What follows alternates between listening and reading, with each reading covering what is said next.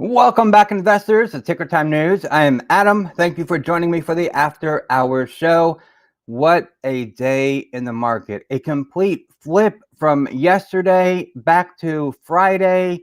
Oh man, Jerome Powell, why did you have to say what you said in Congress today? That was just a disaster for the markets. It provides FUD, fear, uncertainty, and doubt in the market. And that's the last thing that we need with a new variant that who knows what it does. Maybe nothing. I'm not sure. Oh, boy, oh, boy.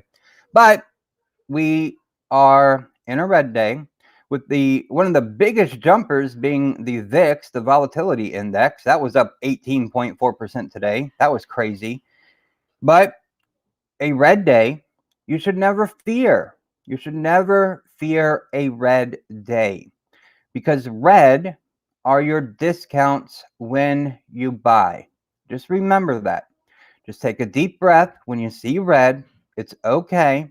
That's when you can, if your cost basis is a little high on a security that you own, you can dollar cost average down to lower that cost basis on red days. Just remember that.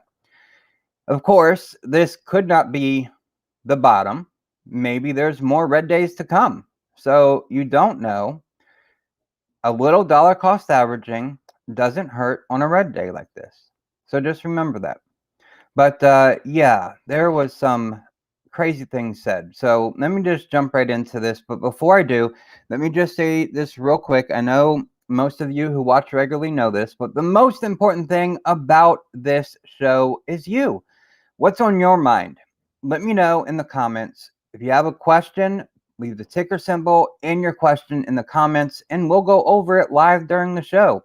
That's the most important thing to me, is to make sure that I can help in any way that I can, the best of my abilities. We'll look at the stock chart, we'll look at the fundamentals, see if the company is healthy, what technical analysis can be done. So the show is for you. Just remember that. All right, I'll get right into it. Volatility, it was in overdrive today, and that was the overriding theme for investors. U.S. stocks, they extended the decline from Friday after the Federal Reserve Chair, Jerome Powell, said the central bank will discuss speeding up bond buying taper at its December meeting. And as concerns about the Omicron variant, they reemerged as well today. Powell didn't address when the central bank might consider raising rates, though, but it is now on the table. So the Dow Jones, well, it plunged 1.9% to close at 34,484, the lowest level since October the 13th. Also, the S&P 500 dropped 1.9% to end at 4567, near its levels seen on October 27th. And of course, the technology-heavy NASDAQ, it lost 1.6% to close at 15,537. And the Russell 2000 was down 1.9%.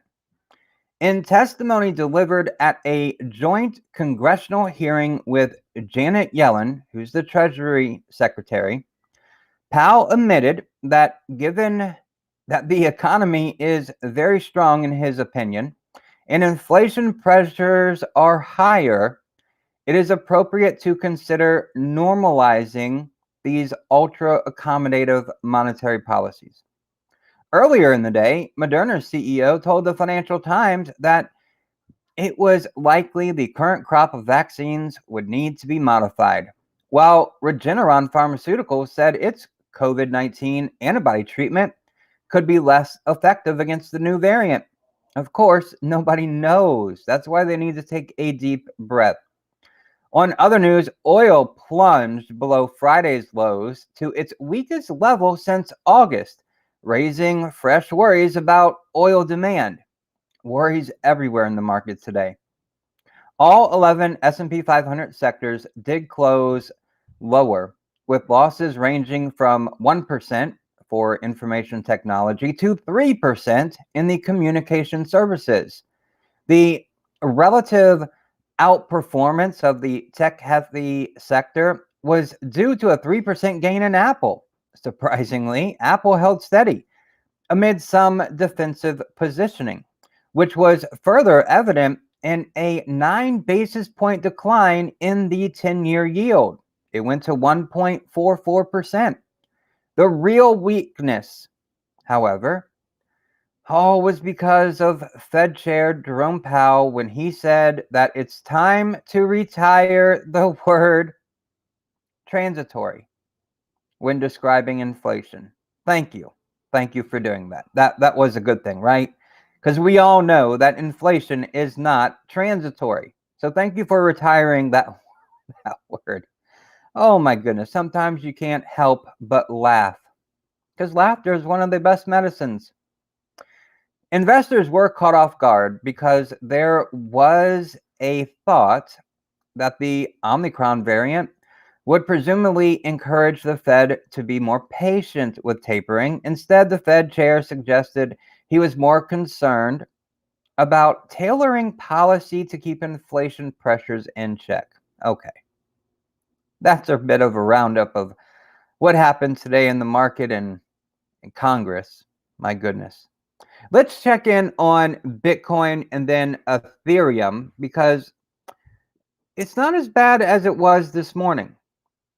So this is Tesla. We'll come back to Tesla because there was some news about Tesla. BTC, USD on TradingView. There's a link in the description for a free account. Now, Bitcoin is still holding very strong. Yes, it is down slightly, less than 1% today.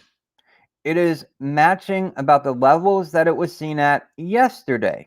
So that's good for Bitcoin. Even though we're going to have a red candle for the day, it is still positive. Now, Bitcoin today, it got as low as $55,910. It's at $57,327 right now. So it's off its session lows for today. Now, it did run up, and this was very interesting, to a high of 59,249, which tapped the 21-day moving average. Yes, it did. It broke out of the symmetrical triangle or falling wedge, and it tapped the 21-day moving average, and then it fell back into the wedge. So that's positive. And the RSI for Bitcoin is still tilting in the upwards ascending direction. It has not flattened out from yesterday. So that's a good sign too.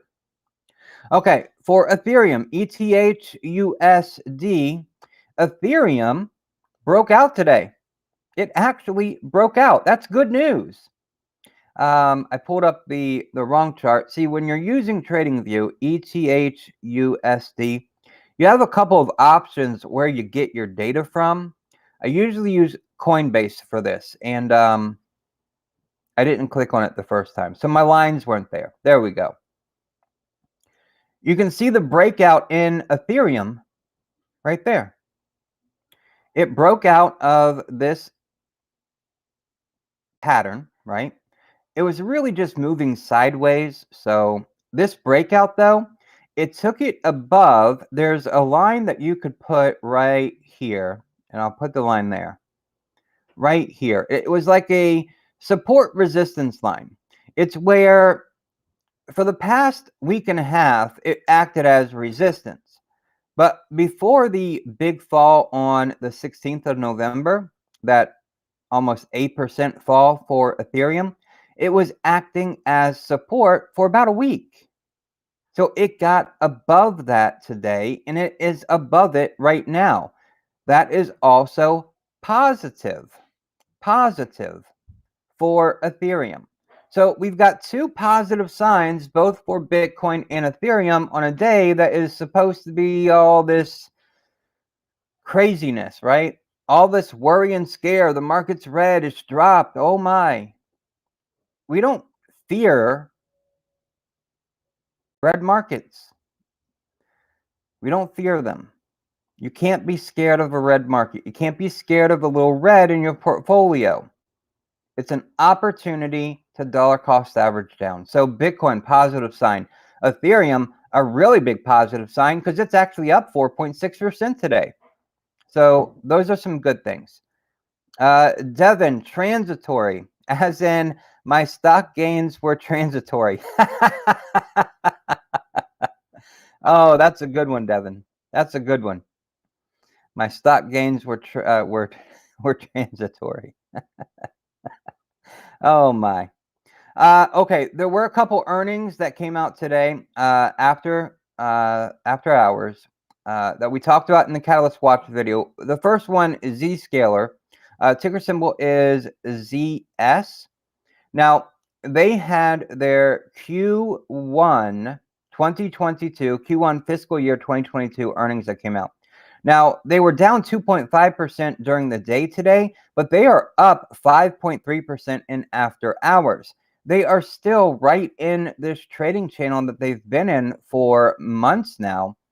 And they're just in here. Let me draw a circle. Let me put a dot here so you can see, because the candle doesn't show you where after hours is. So after hours is like up here for Zscaler. That's where it is in after hours. So it's up a little higher than where the candle is right now. But that'll be reflected in the open, the candle tomorrow when it opens. And this is on the daily chart again. All right, so for their Q1 2022 EPS of 14 cents, and that beat by 2 cents. They had revenue of $230.5 million, and that was a 61.7% year-over-year gain, and that beat by $18.2 million.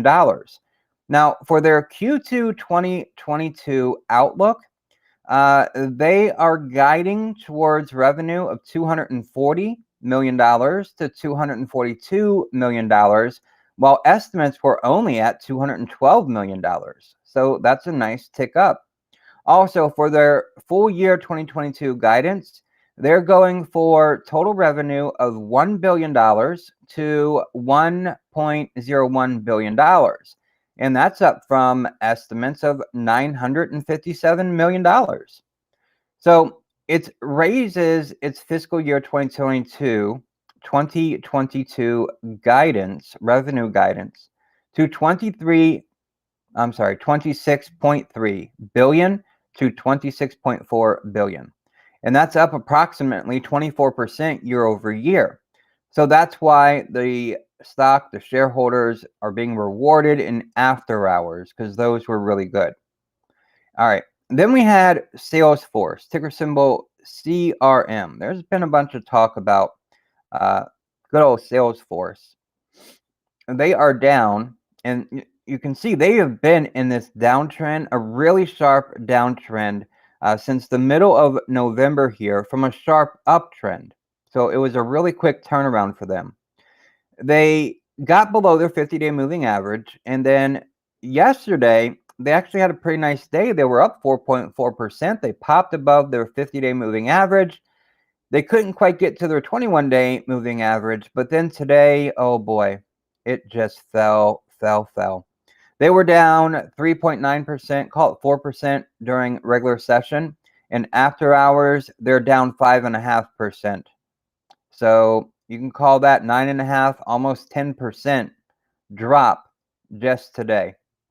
And this is one that I talked about in the Catalyst Watch video, and I talked about their downtrend that they were in and being a little overvalued. But their RSI, it was low on Sunday. That RSI, or the end Friday, it was down to a 29. So it was just over or just under being oversold.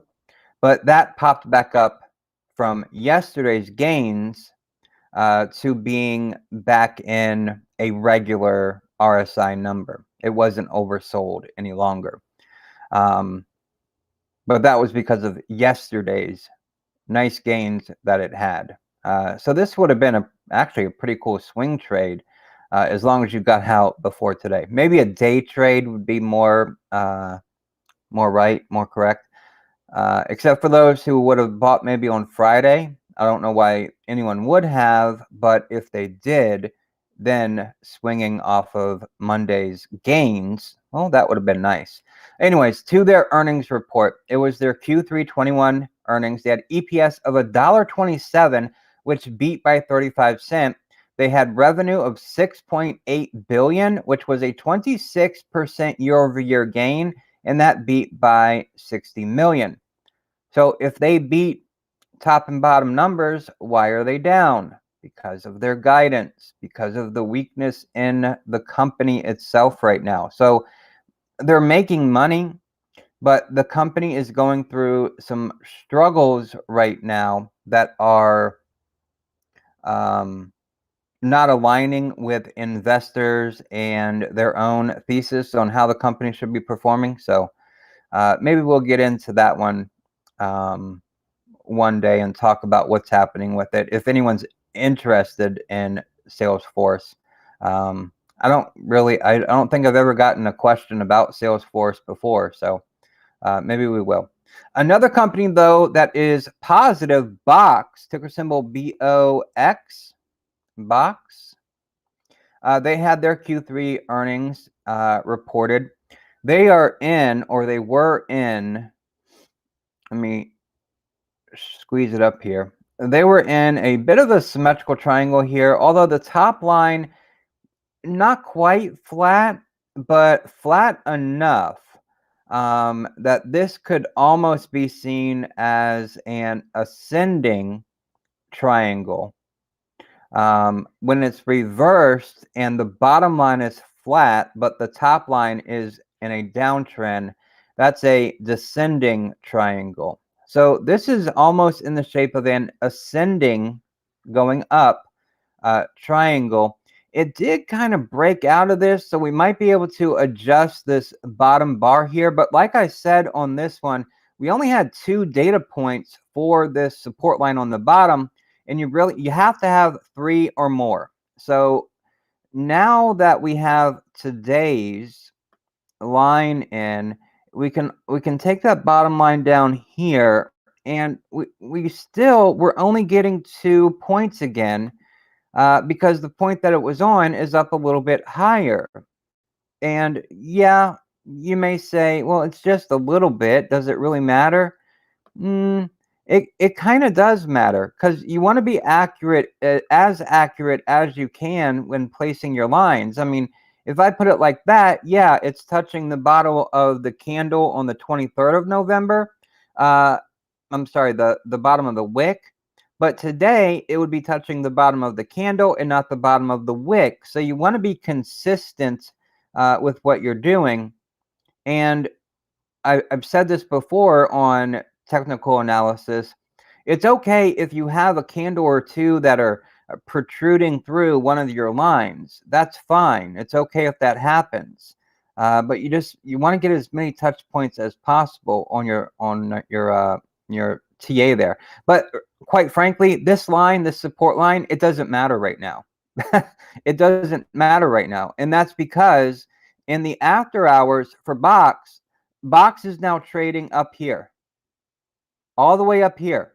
So that's nowhere near that bottom support line. It's actually now above its 50-day moving average. It's up nearly 9% in after hours. So Box reported their Q3 21 earnings.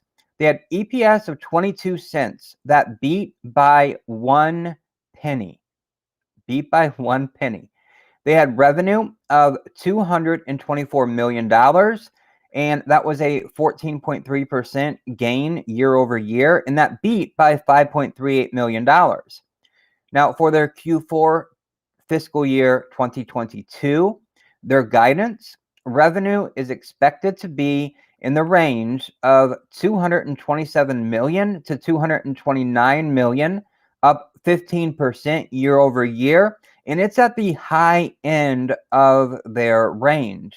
And their fiscal year 2022 guidance for the whole year revenue is expected to be in the range of 868 million to 870 million, up 13% year over year, and again at the high end of their range, and it represents an acceleration from last year's growth rate of 11%. Now, here's one of the big reasons Box is up nearly 9% in after hours. They announced that they're expanding their stock repurchase program by $20 million. I believe it was yesterday when we talked about this, or it was last week. I can't quite remember. But when a company does a share offering, right, when they're putting shares onto the market to raise money, that's a diluting factor. That's when, if you're holding something, you're holding a share, one share, and say that share costs $1, right? And there's, I don't know, 100 million shares on the market, just throwing out a number. And they're going to offer another 100 million shares to the market. That means now there are 200 million shares on the market, and your one share that was worth $1, well, it's being diluted now to really only be valued at 50 cents. So that's why stocks go down when there's a share offering like that. This is the complete opposite. This share repurchase program is when a company is buying their own shares and taking those shares off the market. So say there's 200 million shares on the market for a company, and you're holding one stock, and that stock is worth $1. If they're going to take 100 million shares off the market, that means your share that is valued at $1 is now valued at $2 because they are taking shares off the market. So that is what's going on with Box right now and why they're up 9%. Now, that $200 million is in addition to a share repurchase program that they already had enabled, which I think it brings the aggregate amount that it's approved, I think somewhere around $700 million. Fact check me on that one. I think that's where it's at, $700 million total now for a share buyback for their program. As of November, I'm getting my date mixed up here. November 29th, I believe is what it said. So at the end of this month or today, the software firm has about 260 million remaining of the buyback capacity. So they're adding to that, which is a great sign. I see the question there about Alibaba. I don't have positive feelings on Alibaba. We'll look at them right quick. BABA is the ticker symbol. For me personally, I'm staying away of the Chinese stocks. Even the EV stocks, I'm not investing in them. Excuse me. Okay, excuse me there. Even though Li Auto had great earnings yesterday, their stock went up yesterday because of those earnings. And the EV sector looks pretty good. I'm still a little hesitant on Chinese stocks just because of the government over there. They really seem to frown upon these big companies. They want control. The government wants control of the companies, and whenever a government takes over control of a company, that never spells good news. However, for Alibaba, I have read a lot of investment theses that are looking at Alibaba as potentially a value play, just because of the humongous discount on the stock. the discount on the company. But me personally, I don't have anything positive really to say about them. I mean, look at that stock chart right there. This is going back to 2018 all the way over to where we are today. I mean, they traded sideways 2018, 2019, 2020. They really shot up, got to their all-time high here of like $318.95. Is that what this high is here? Let me get this candle on there. $313.50 as an all-time high. And now it's all the way down to $127. That's what people are talking about when they bring up that it could be a value play for Alibaba because of that substantial discount. Let me look over here and see if there's any recent news for Alibaba. Let's see. Okay, let's see here. What is... All right, let's see here. Okay.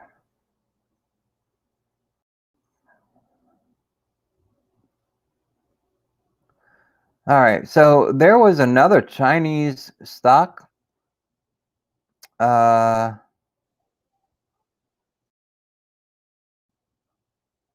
BZUN. It's down 15%. And yeah, today's the 30th, so this is fresh out today.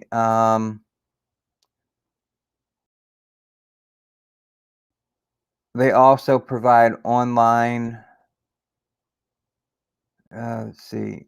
What does it say here? I haven't looked at this company before. I'm trying to figure out why is it linked to Alibaba.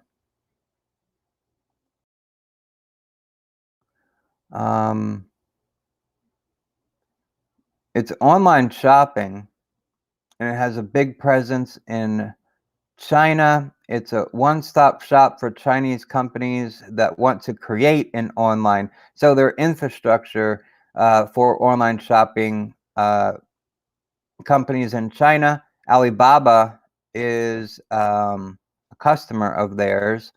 JD.com and Pinduoduo. I don't know how to say that word. Ticker symbol is PDD. Among others, but they had a horrible quarter, which again, it doesn't shed any good light on Alibaba. Competition headwinds for Alibaba. Yeah, for me personally, I'm just not. Goldman is removing Alibaba from the firm's conviction list. So, yeah. And they have a price target, Goldman Sachs, that is, a price target of $215. That's pretty rich. That's a high price target there. And even though they're removing the company from their conviction list, they're keeping a buy rating on the company. Let's see if they have a note here for why.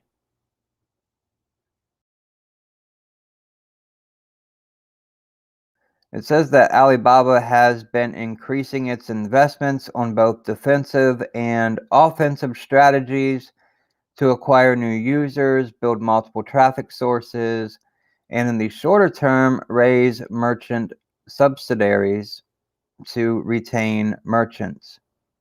The firm expects revenue growth to decelerate to 13% in Q3,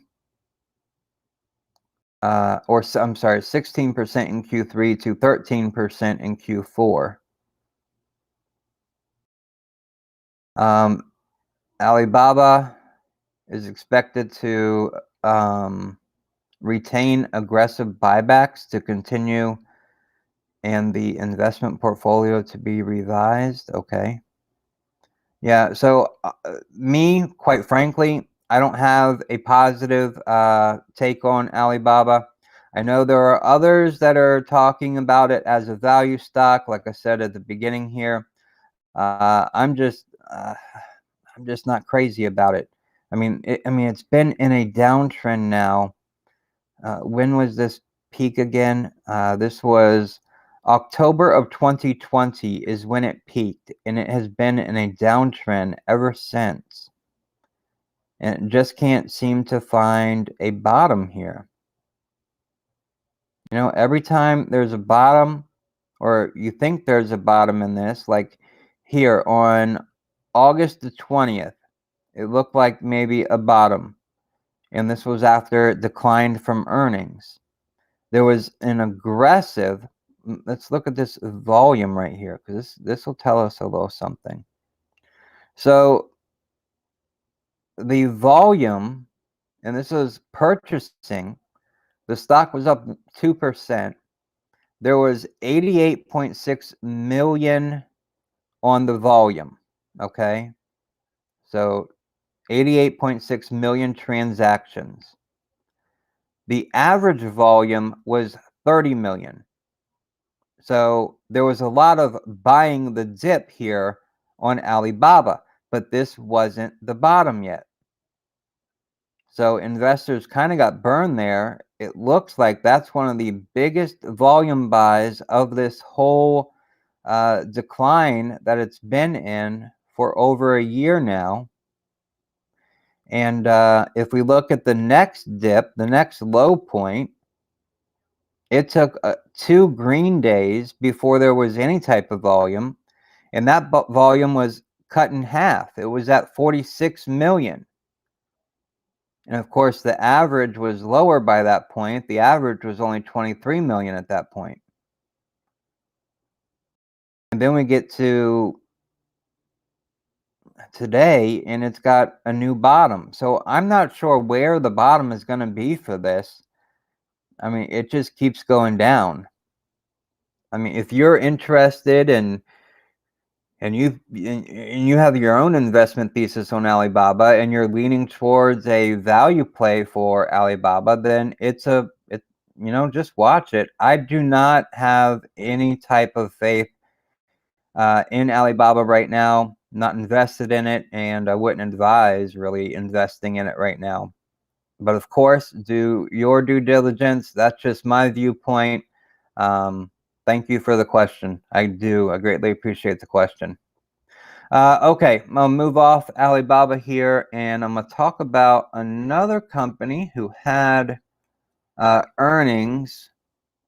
I know that wasn't probably the answer you were looking for, but I just want to keep it honest and open here. All right, Jinko Solar, ticker symbol is JKS. They had earnings today. Let's see over here. All right, so it was let's see.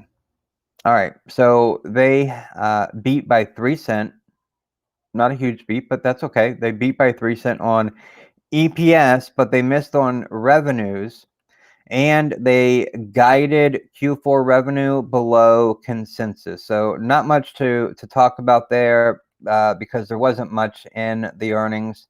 They were down 6.6% today. They're flattened after hours. They have fallen out of their chart pattern here, and this was an ascending triangle because again, that top line, it's relatively flat. Although there's only 2 data points. You are welcome. I'm glad I could answer it. If you got any other questions, just feel free to leave it. Just do not want to make another workhorse mistake. Yeah, I understand that. Absolutely. I definitely understand that one. Wow. I haven't looked at workhorse in a while, quite frankly. Really just actually I'm curious. I know it slipped below $6 at one point. but I haven't even looked at them in a while. Yeah, $5.84. Excuse me. Wow. Yeah. I'm still I'm still a believer in Workhorse. I do not own Workhorse now. I am completely out of it.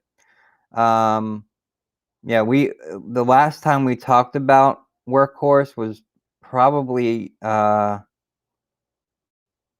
I guess the beginning of November. The end of October was the last time I looked at it. And I was talking about $6 kind of having support there. And it did for a little bit, but it has now broken below that. It looks like it got below the $6 mark to close. November 26th is when it closed below $6 for the first time there. Yeah. But it is kind of trading along that 200-day moving average. But my thoughts on Workhorse are just let the company, let the management do their thing, put their head down and work. And if they can pull it off, wonderful. We'll check back in when that happens. Yeah, but I haven't looked at them in a month, so brings up a lot of memories because I did a lot of videos about the lawsuit. I was very interested in that lawsuit. I followed that thing very carefully, and I learned a lot doing that, but it was quite interesting. All right, so moving off of the solar company there and old memories of Workhorse, an old flame, I guess, right? Mastercard, ticker symbol MA. Mastercard, they actually had some good news today. Let's fix this chart a little bit. I heard that SoFi's late day sell-off may have related to a rumor of not getting the bank charter. All right, let's look into SoFi here. First, let me pull it up here on the screen. I do hold SoFi. So they were down 6.6% today. They're up 1.3% in after hours.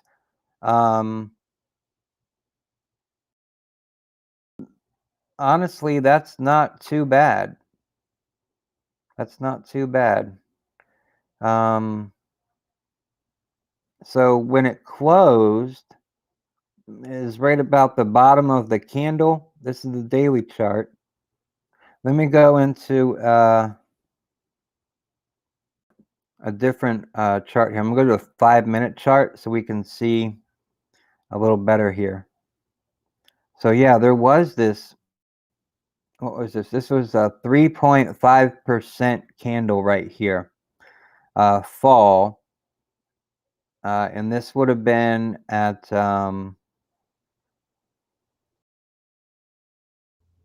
right before closing. This was at 3:50 Eastern. And then the 3:55 candle is flat.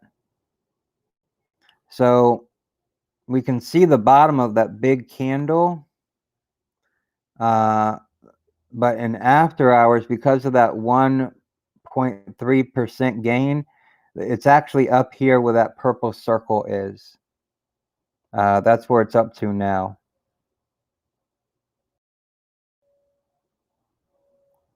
So it makes that big candle not as bad as it looks because it's cut it in half basically. But that was a big drop because if you look at all day here, I mean, that's a big drop for 5 minutes. I mean, the 6.6% that it was down today, half of that came during that 5 minutes. The other half came during 10:25 until about 12:10, so a couple hours there. All right, let's see here. Any news on this?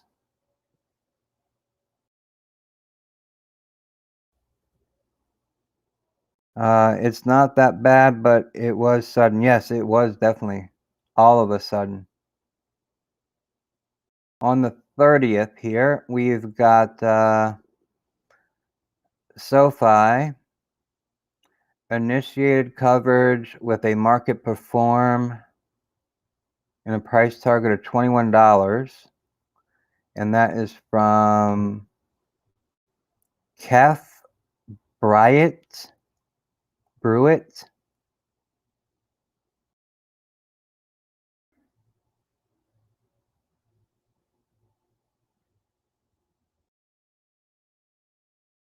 Anything else? Anything else for SoFi here?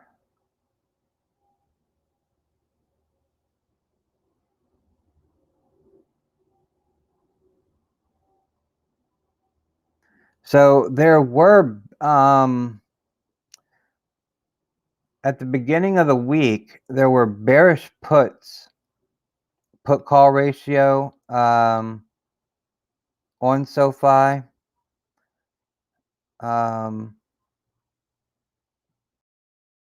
Implied volatility was about 81%. The day before that, the implied volatility 79, so up a little. SoFi does have 3 conferences that it's speaking at.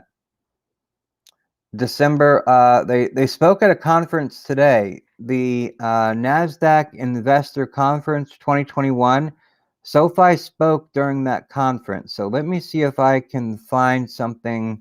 Maybe they said something during that conference today. And then they also have well, that's loading. They have a conference they're speaking at December 1st and another conference they're speaking at on December 2nd. So I'm wondering if they said something in the conference today. Let me see if I can't.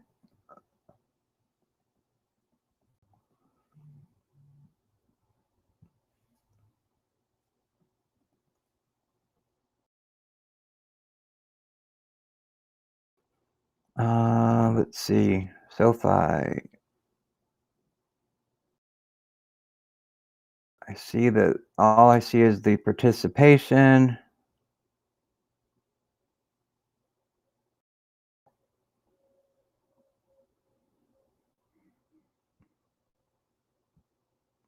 All right, let's see here.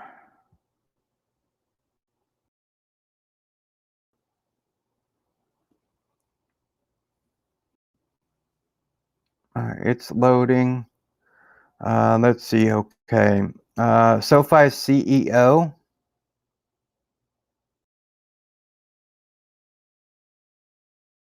spoke at the conference today. And I'm going through the transcript, which is really long. It might take me a while to read over this, so I'm not sure if I just want to spend that time reading over that right now, or I'll read over it later and then I'll post something. In there. It looks like everything he's saying so far is positive. I'm going through the questions that were asked to see if there was something asked about a bank charter. Talking about membership growing.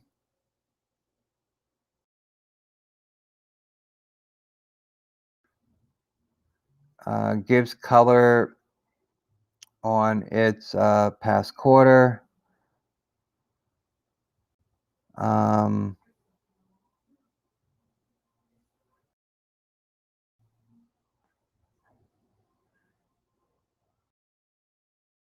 It seems like everything so far is positive.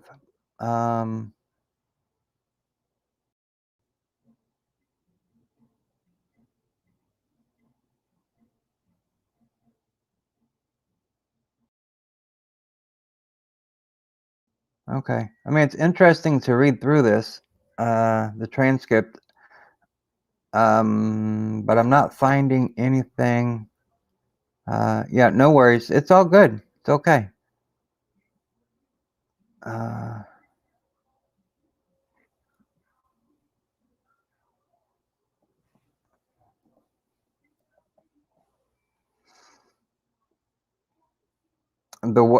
Here, what is this? What is this? If you think about SoFi Money, it's a cash management account that we do through our broker dealer. We applied for a national bank license. You could imagine if we do get a bank license, there are other products we could offer in that category, like high yield savings, in addition to some other innovative things we could do as it relates to a banking product. That's what he says about the banking license or charter. And that was definitely not a negative statement there. Let's see here.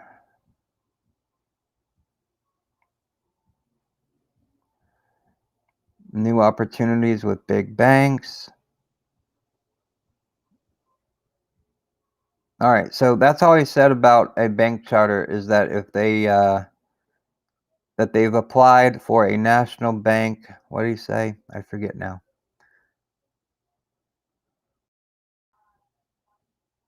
A national bank license, so their banking charter. All right, so no news on the banking charter for SoFi. The CEO, as of today, just says that we've applied for it, and then he's imagining the cool things that they could do with it. So nothing negative there about the bank charter. But thank you for that question, Devin. I'm glad I could look into that. Okay. All right. What were we about to talk about here? Mastercard, right? We're about to talk about Mastercard.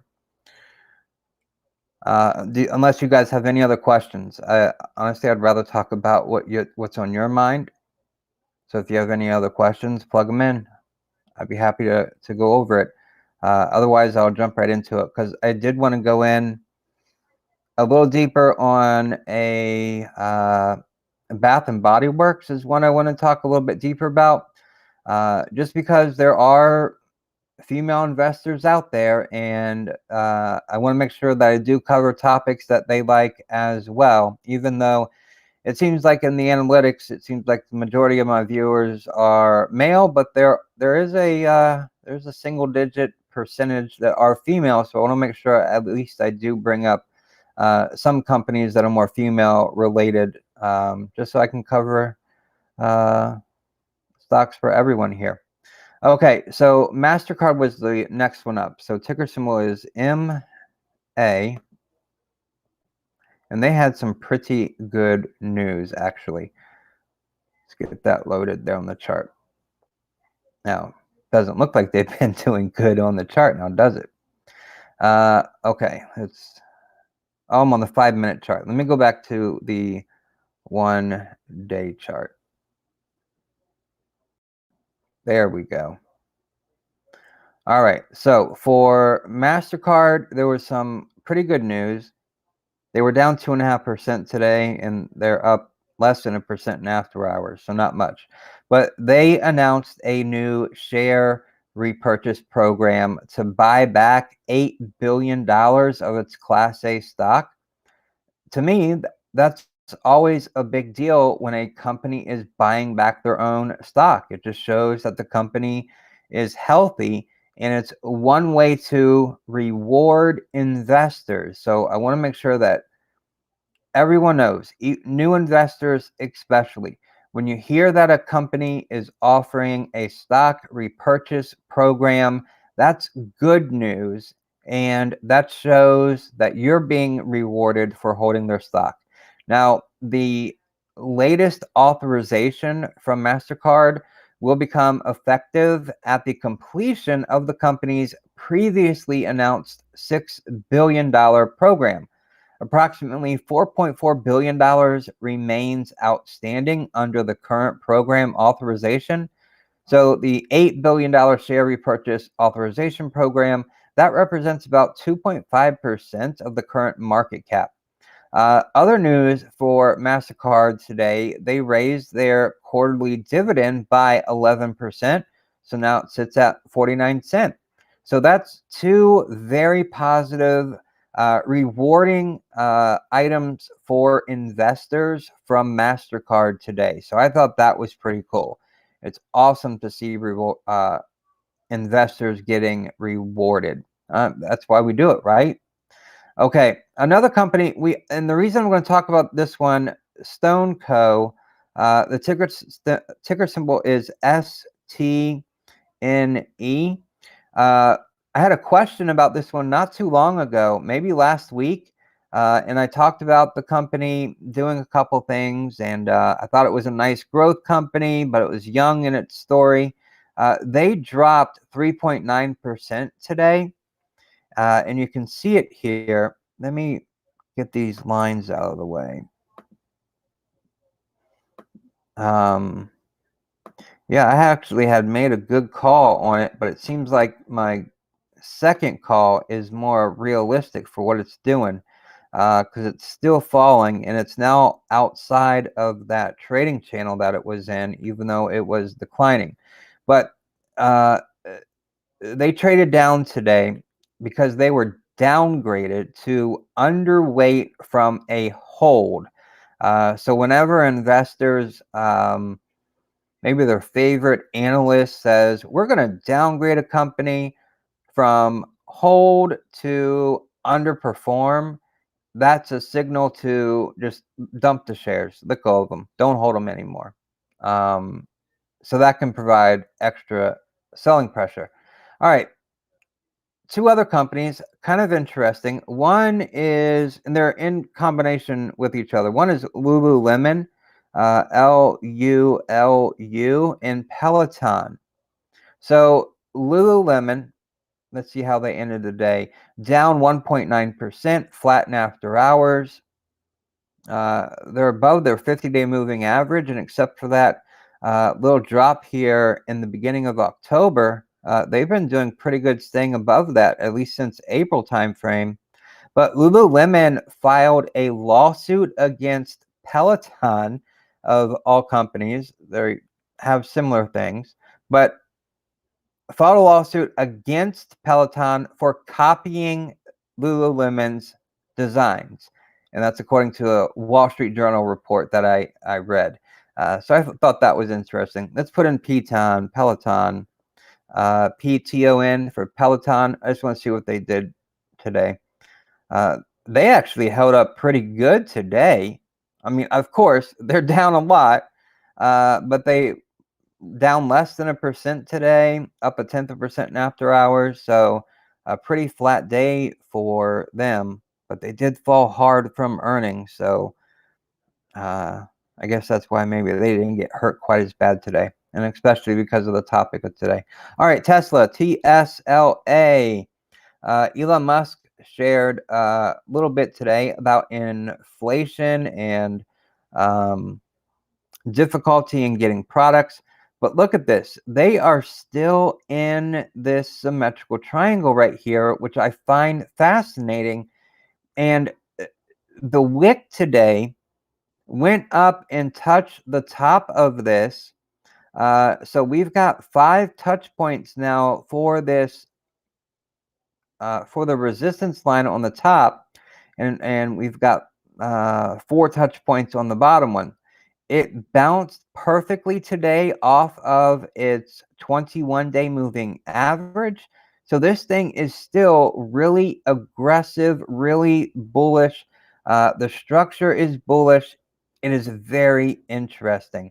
But anyways, Elon Musk today tweeted, and he said that this year had been a hard year for supply chains. And I do believe he used the word nightmare in describing supply chains, and also saying that the nightmare is not over, something of that effect. But the interesting thing, if you remember last earnings call for Tesla, Elon Musk wasn't there. So it was just a boring, straight, ordinary, straight run through of what's on the agenda for the company. Just facts, right? Just information. Well, Elon Musk said that he would provide an update for their product roadmap on the next earnings call. So I take that as Elon Musk is going to be on the next earnings call. Now, I guess you could take that, playing devil's advocate here, that he's not going to be on the phone call, but he's going to provide a note that somebody can read. That's one way to look at it, I guess. But I really do take it as he's going to be on the next earnings call to talk about their product roadmap. And that will be very interesting to hear because, as we all know, there's been delays with the Cybertruck, the trailer or tractor, the rig, semi. So it'll be interesting to see. And I also find it interesting today that with the market seeing so much pain today, at least with a lot of stocks being down, Tesla was in the green, up nearly 1%, 0.68%. And after hours, they're up 0.28%. So Tesla was able to hold on to its gains today when the market just didn't look so good. So maybe people took that tweet as something interesting. The stock did bounce off its 21-day moving average, which is very bullish, very aggressive, and very positive for the stock. So something to look at. Okay, next one, I want to talk about a little more in-depth, Amazon. Now, on the Catalyst Watch video, comes out every Sunday evening. I talked about Amazon and what's happening with them. Now, they were down 1.5% today, up 1/3% in after hours. They've been in an upcline or an uptrend. Upcline, what was that? I don't know. An uptrend right here since before earnings. They've been going all over the place, having these crazy 2%, 3% swings up and down recently. A lot of volatility in this thing, which is a different feeling. I know they've been flat. I mean, look at this right here. I mean, they were flat through August of 2020 all the way until May of 2021. Just really in a range between your support and your resistance. They had a rally in July, and then they've just been pinballing all over the place. That last real run was way back here at the worst of the pandemic in March of 2020 up till August of 2020. That was a really nice run for Amazon. But the reason that I'm talking about them now, and the reason that I brought them up in the Catalyst Watch video on Sunday, is, like I said in that video, Amazon is holding a 4-day AWS titled reInvent event, where they were going to focus on their new AWS products and services. Now, Amazon did have a down day today, 1.5%, that they surrendered to the selling pressure like the overall market did. But its future regarding the Amazon Web Services, which is the AWS, it's anything but cloudy. The online e-commerce giant and public cloud services company outlined new AWS services today, including mainframe modernization. I get a little tongue twisted with that one. Private 5G, Internet of Things, Fleetwise, and Internet of Things Twine Maker. So those were some cool announcements. While Amazon's Q3 earnings report from late October had a massive EPS miss and a revenue shortfall related to analyst expectations, the company's cloud services offering was a ray of sunshine that shone through any otherwise cloudy report.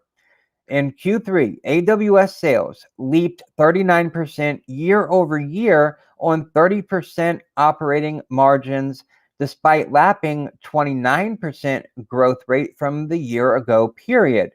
On a 2-year stack, AWS revenues increased 79%. Although Microsoft's Azure boosted, or I guess they jumped 135% on their growth over that same period. So 135% Microsoft, 79% Amazon. Now, Azure's margins are unclear, though, as Microsoft includes it in its intelligent cloud segment, which encompasses many different cloud services. Also, Intelligence Cloud is Microsoft's main business, making up over 1/3 of total revenue, whereas AWS is the smallest component of Amazon's total sales. However, despite AWS forming Amazon's smallest segment, its revenue of $16.1 billion in Q3 was nearly on par with Microsoft's intelligent cloud revenue of $16.9 billion during the same period, showing the magnitude of Amazon's cloud services.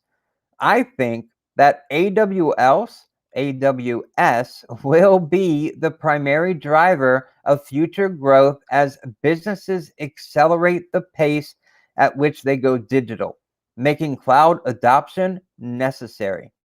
Amazon's announcement today of new AWS services only furthers my bullish view. The biggest news was AWS mainframe modernization. Sorry, I get twisted on that one, which Amazon notes will speed up customers' mainframe migration to the cloud, which is moving to the cloud. One of the biggest hurdles that businesses face in transitioning to the cloud is that many companies have a mainframe computer or a dedicated server on site that hosts many different applications and functions. Shifting an on-premise server to the cloud can be costly and time-consuming. With AWS mainframe modernization, Amazon is looking to convert hesitant businesses to using AWS by allowing firms to reuse their current code, which can cut down on cost and time. I think that Internet of Things fleet-wise also has massive potential, especially as automakers improve autonomous driving features. The standout with Internet of Things fleet-wise is that it can collect and standardize data across millions of vehicles, which will be vital in gaining insights on how to improve autonomous driving, as well as enhance safety features and platform diagnostic tests remotely. Sound familiar, right? Wejo does something similar.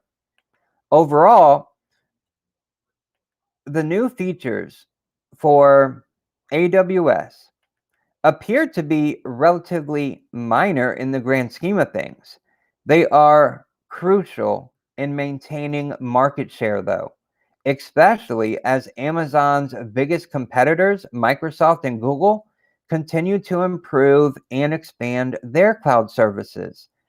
Given the switching costs companies face when dedicating whether to move from one public cloud to another, having the first mover advantage is critical, and Amazon's new AWS services should provide a solid boost in that regard. All right, so that's what I think of the rundown from Amazon today in their announcement. I think it's a pretty big deal for the company. Let's see here. Anything going on with Facebook? Took a beating. What are the support levels? All right, let's plug in Facebook.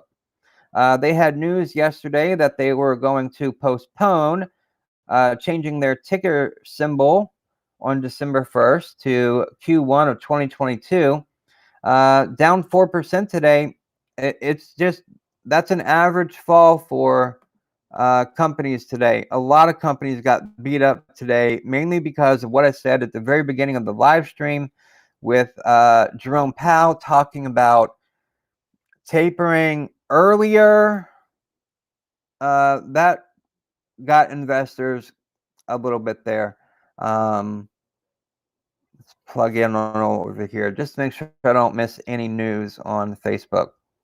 But that's one of the big reasons for a fall. Even though Facebook has got a lot of cash and it can make a lot of money, but it has been hurting recently. Okay, the only news today for Facebook is that in the UK, the CMA found that the completed acquisition of Facebook, now Meta Platforms, of Giphy, may give rise to competition concerns in both the supply of displaying advertising in the UK. So that's the only bit of news today from Facebook. It looks like their acquisition of Giphy may be a concern to regulators. That's it for Facebook for news today. Let's see, where else are they mentioned here? The Senate does have antitrust technology bills that are getting some momentum. There's always some type of antitrust bill being talked about. Okay, reasonable PE. Yeah, and when you look at Facebook's PE compared to Twitter, talking social media to social media there, Facebook is way more reasonable on their forward PE than Twitter is by far. We actually talked about that yesterday during the live stream. And there's a video out right now on the channel that I cut the clip of Twitter and uploaded it. You can watch that if you want to learn a little bit more about that as well. As far as support lines go for Facebook, we're looking right here at it right now on the screen. I've got support lines at 315 for Facebook as the next area of solid support. It's been hanging around this 325 though for like the past month. That could potentially be here. Let me put a line there at that 315 to make it easier to see. No, I'm sorry, not 315. My apologies. The 325 right there. That purple line. That's the $325, $24 range right there for Facebook. You can see it a lot clearer with that line. It's really been hanging there as support, going all the way back to the gap down here on October the 1st. So for nearly 2 months, it's been using that as support. Something else that's interesting, and I'll change the color to put another line here so it's more visible. The 200-day moving average has been running like this for Facebook. And let me change that color to make it easier to see there. So it's also kind of been using that 200-day moving average as support as well. Because you can see 1 down here, 2, 3, 4, 5, 6, 7. So it's got 7 touch points on that 200-day moving average. Today, of course, it slipped below it. It also did not break above its 50-day moving average today, which is a negative or a weak sign for Facebook. But again, that 324, 325, that's acting as support.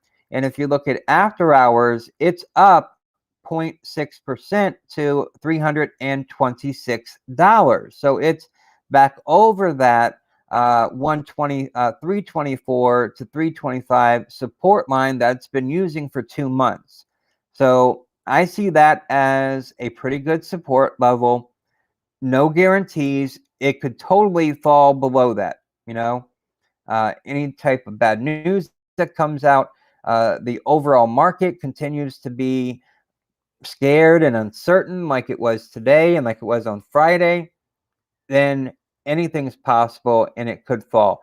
But that 324, 325 for the past 2 months has been a good support, and it did bounce off of that today.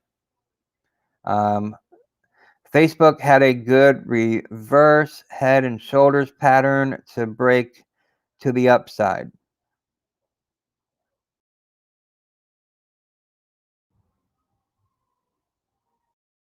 So are you using this a reverse head and shoulders? Is this what you're using for that? A shoulder right here. Let me change that color.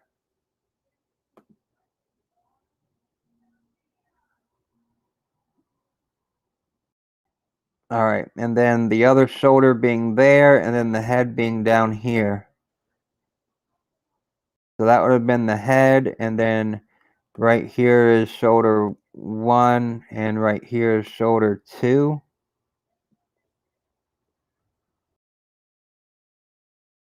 Yep, I can see that. That chart pattern has played out, and yeah, it did have a nice bounce off that, but that's in the past now. But just like the support levels here, we're using historical data for that as well. All right, so yeah, it does have good support there. It's at least for the past 2 months. The next thing down, I think, is 315. If it does drop below that, that would be the next area of support.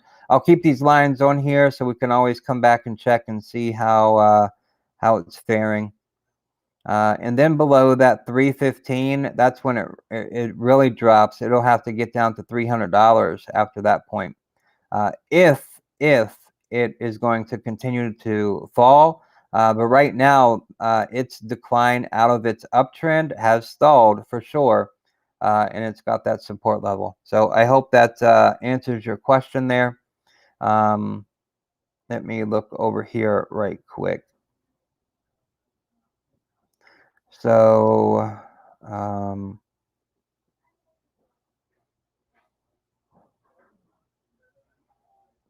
all right, so the past month it's been flat. Yeah, the past 2 months it's been on that trend line. So I just wanted to double check that too.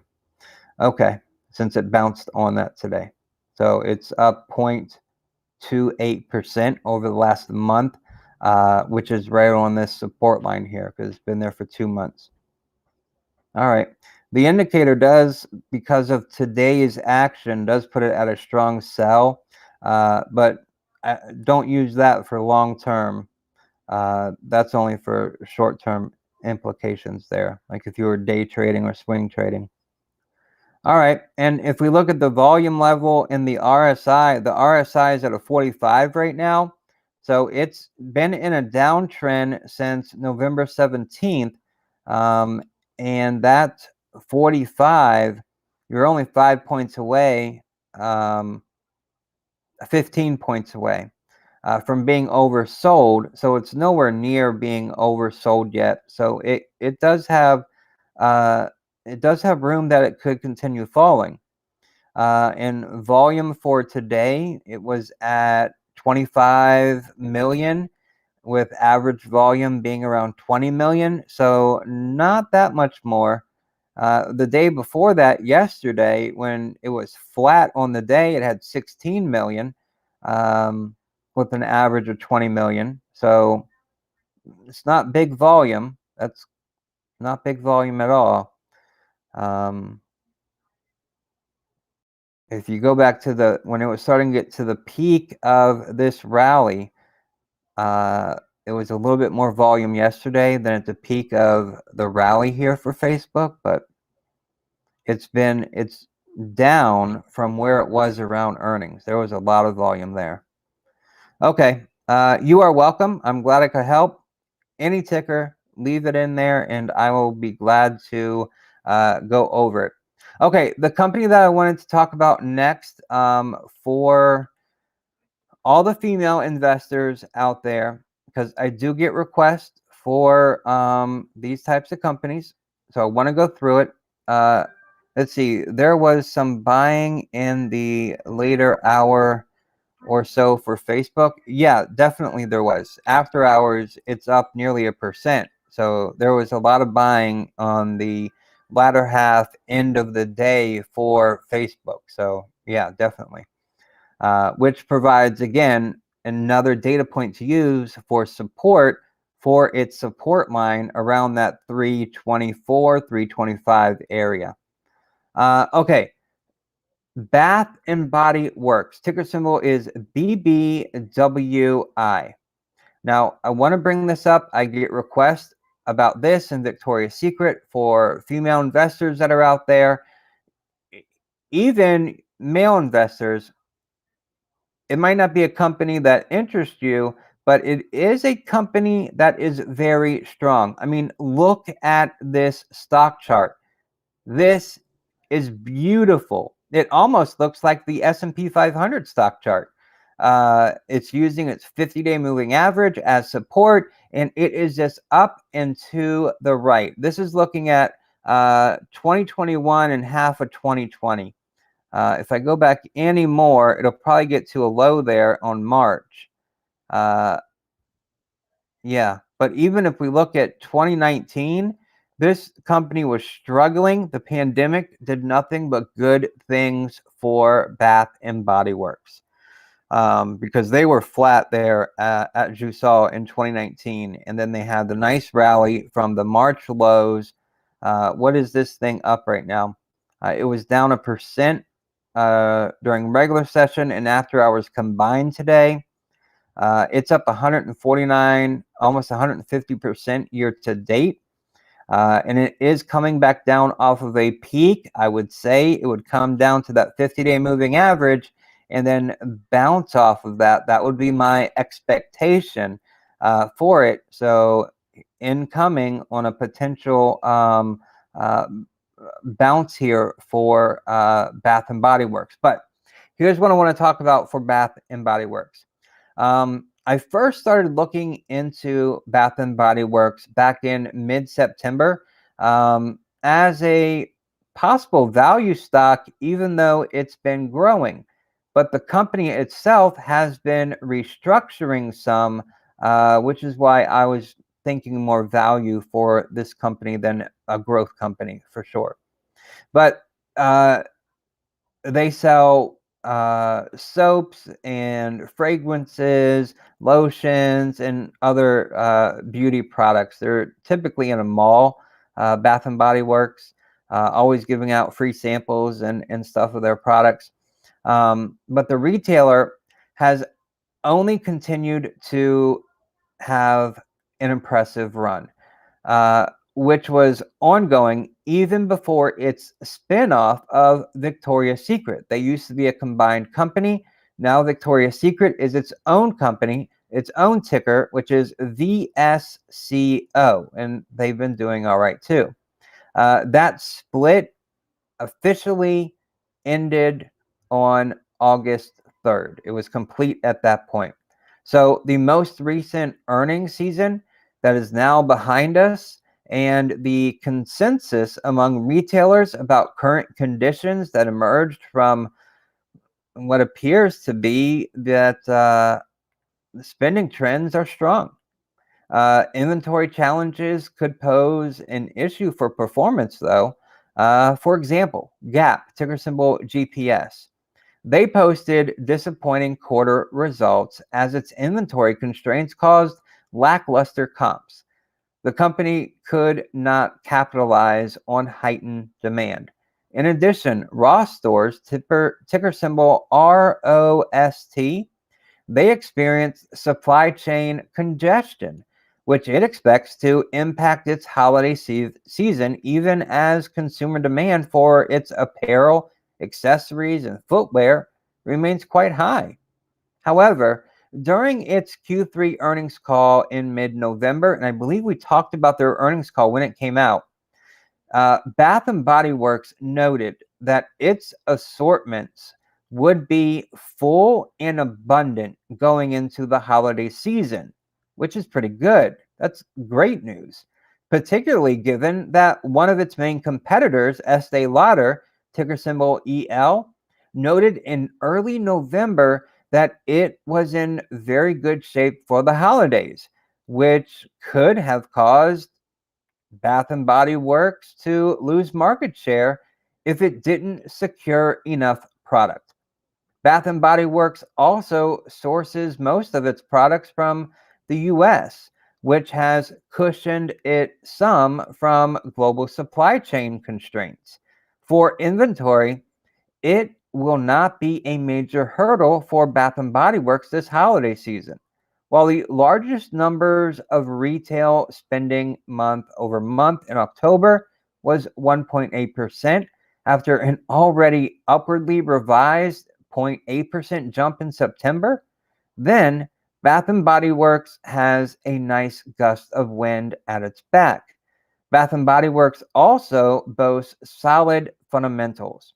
In Q3, the company delivered strong EPS upside, topping the high end of its prior guidance by 32 cents.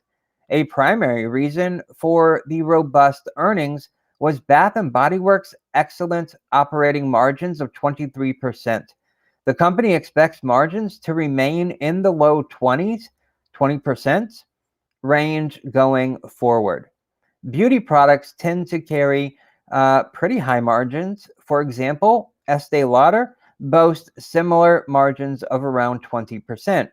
Now that Bath and Body Works doesn't have Victoria's Secrets on the books, it can focus solely on those higher margin products. In addition, sales have been robust since 2019. Although sales did fall 1.3% year over year in quarter three.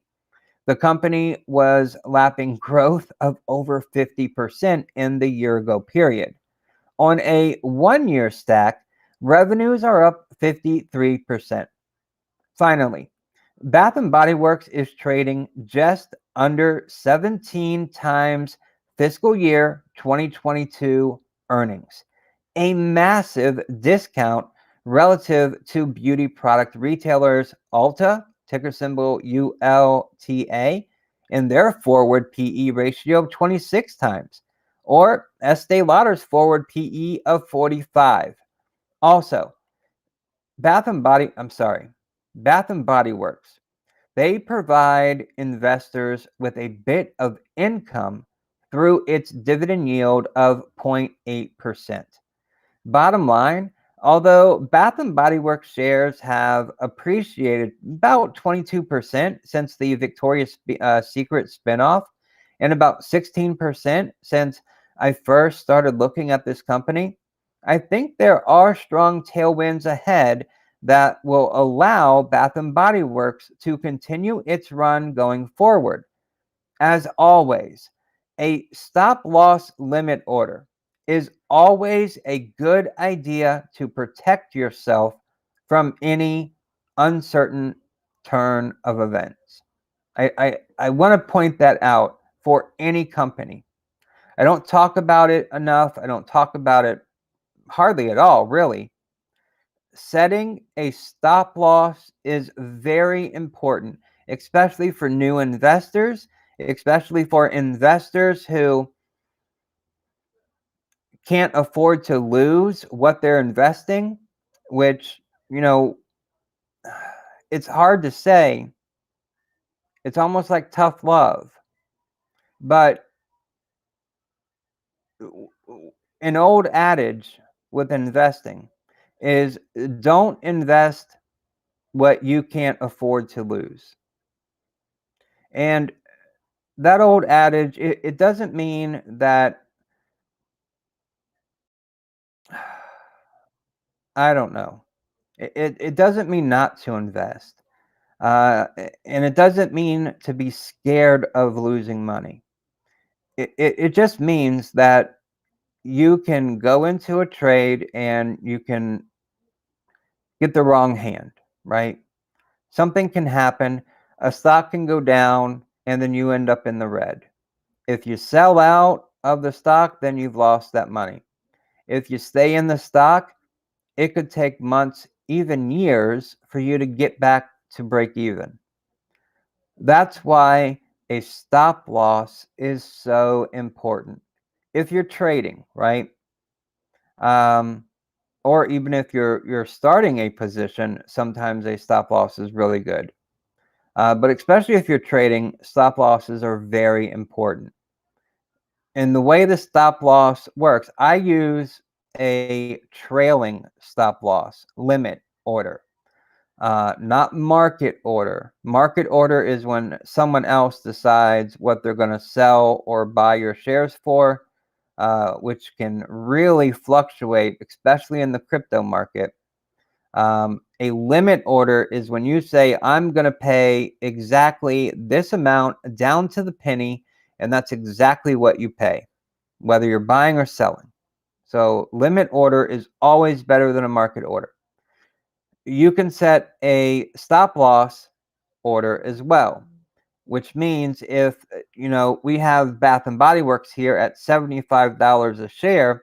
If you buy one share at $75 and say you have a $10 stop loss, that means if it falls to $65, it's going to automatically sell your position. And then you'll take that $10 per share loss. The trailing stop loss, maybe you say the stock's gone up 5% and you have a really close margin of, say, 2%, right? Your trailing stop loss is for 2%. If the stock goes up 5%, then nothing happens. You still hold your shares.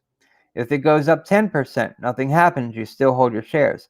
If it drops by 2%, then it automatically sells your shares. So if you get into the trade, $75, and it drops 2%, it automatically sells. So I like the trailing stop losses when I'm using a stop loss. So it's very important to use. Can you please talk about ChargePoint if you have time? I sold some of my shares today. Sure, I can talk about ChargePoint. Absolutely. Let me just mention real quick these couple of things. Catalyst for tomorrow that I'm watching. If you want to learn more about these, there's a link in the description to the Catalyst Watch video. You can watch that. It tells you everything that I'm watching, why I'm watching, and what I'm watching for in this week. So it's very detailed. We've got Snowflake tomorrow, ticker symbol SNOW. We've got CrowdStrike tomorrow, ticker symbol CRWD. And we have Splunk tomorrow, ticker symbol SPLK. Those are Catalyst Watch for tomorrow, Wednesday, December 1st, the very first trading day of the last month of the year.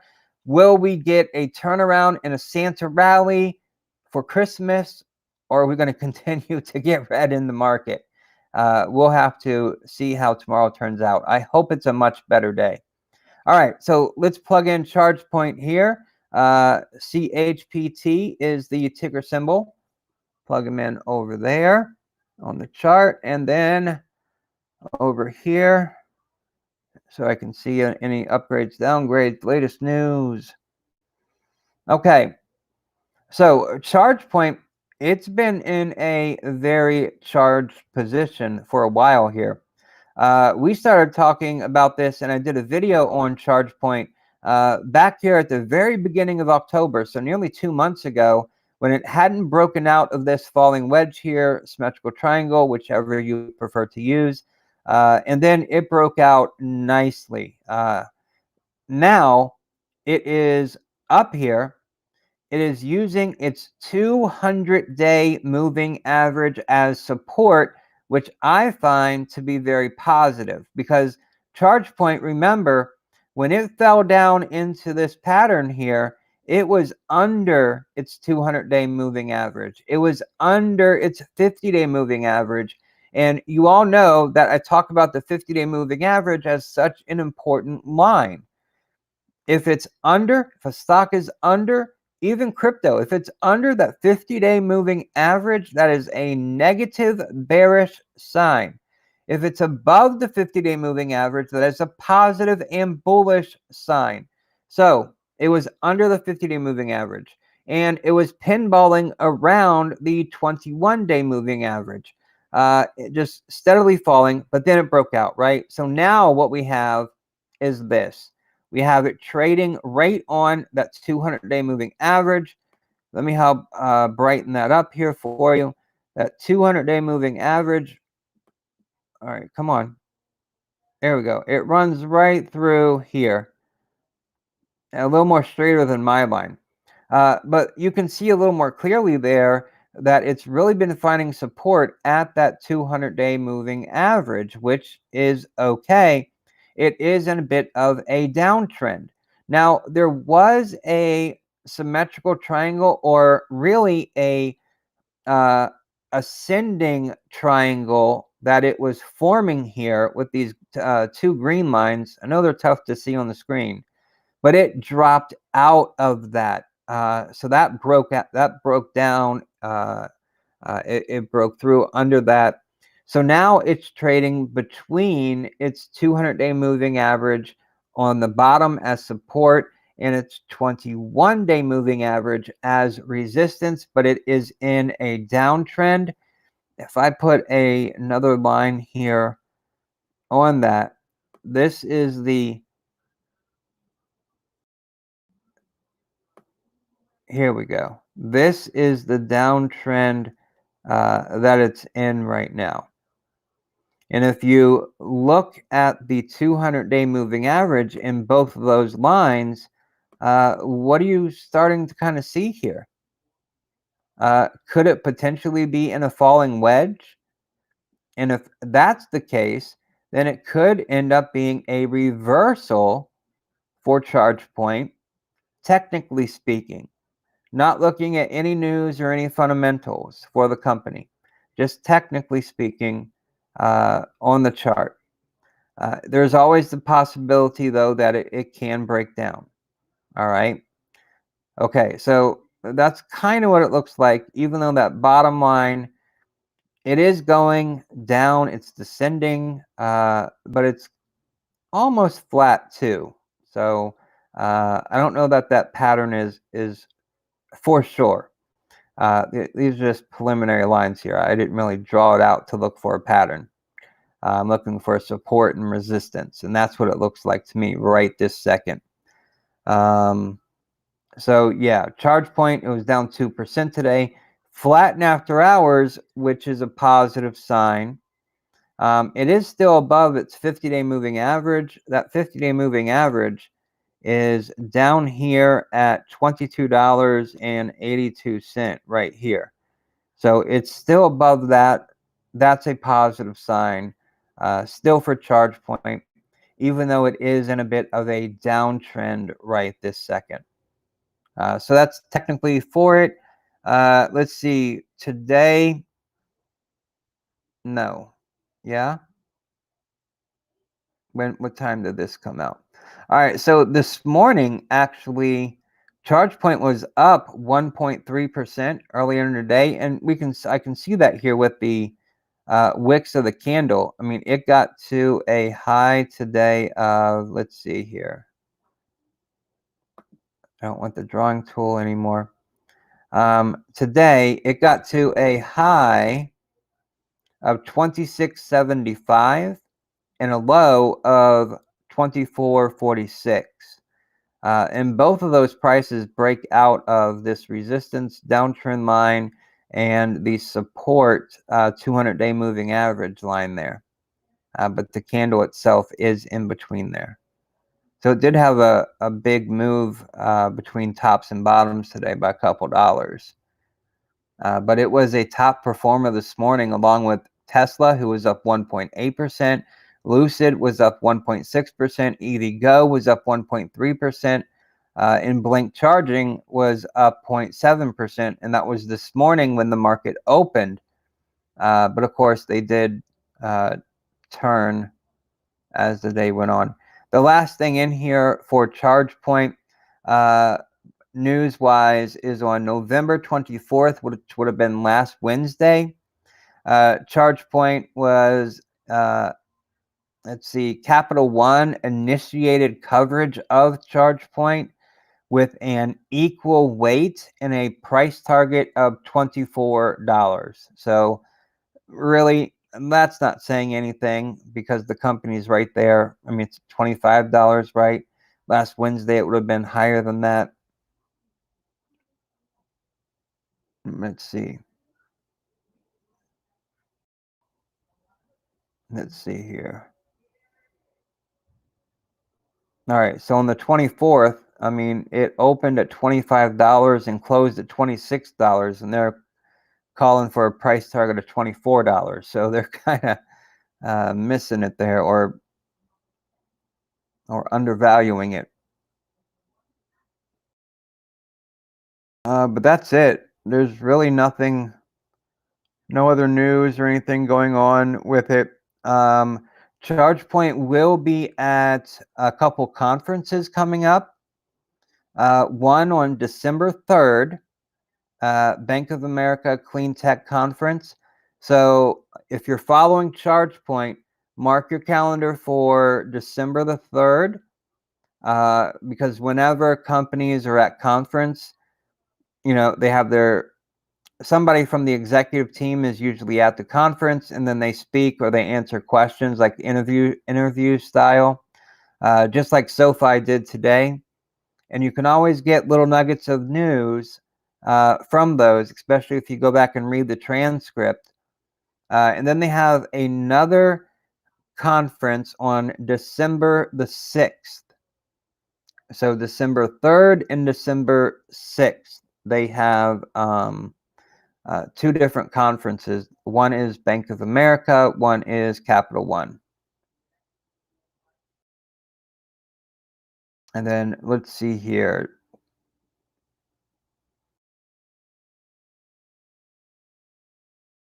And then they are in January the 11th, they're at another conference. So they're getting they're putting themselves out there.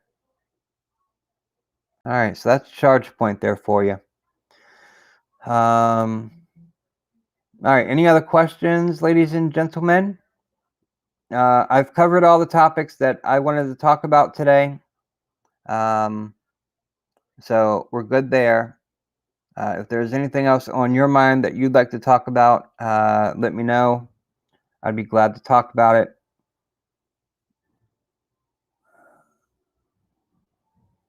I don't see any other news here for ChargePoint. SunNova, ChargePoint team up. Oh, this is interesting. I didn't catch this one. SunNova Energy, which is a solar company, and ChargePoint team up to offer electric vehicle charging solutions. That's cool. SunNova Energy International said on Tuesday that it had partnered with ChargePoint, an electric vehicle charging network, to offer SunNova customers electric vehicle charging solutions. So SunNova goes and gives a proposal to a client to install solar panels on the roof, right? Okay. They also, in the proposal, here's battery solutions that we can install right here in your beautiful garage. So you can collect that energy from the sunlight. Oh, and we can also offer you a charging solution for your electric vehicle. Oh, you know you're going to have one in the next year or two, so you might as well prepare now. I can hear the salespeople now at SunNova selling the ChargePoint chargers for home installation. That would be great. All right, what else does it say here? EVs, electric vehicles in the home, increase annual energy demand from 50% to 100%, depending on the owner's charging behavior. The executive vice president for SunNova said, by building a solar system and an EV charger in a single purchase. Absolutely, the scenario I just gave. SunNova is allowing customers to properly size and install the right energy solution for all their needs. Yep, absolutely. And I bet they are going to offer a generator too with the battery pack, or maybe the battery pack being the actual generator. Cool. That's neat for a charge point. That could bump some sales up for them. That's interesting. I didn't catch that note. All right, ladies and gentlemen, any other questions? Now is a great time to leave them. Otherwise, I'm going to wrap the show up. Remember, if you found my perspective, what I said today, informative, helpful, actionable, then click the like button, number one. Number two, share this video.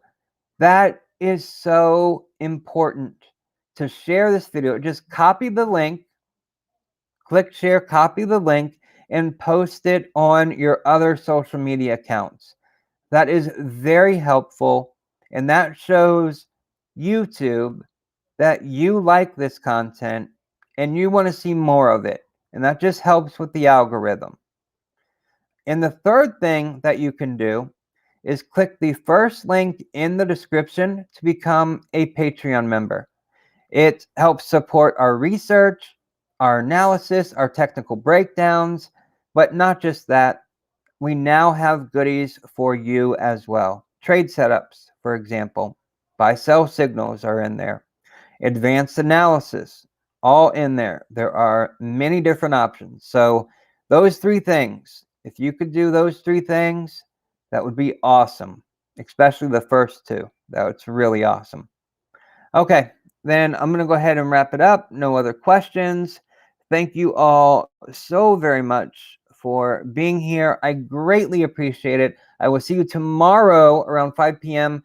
Eastern for another go at the market and talking about different companies, different stocks, and most importantly, what's on your mind. So thank you again for being here, joining me here today. I greatly appreciate it. I love the questions. I love the engagement. It's the best part of these videos. So thank you for that. And thank you for being here. And I will see you tomorrow. So take care.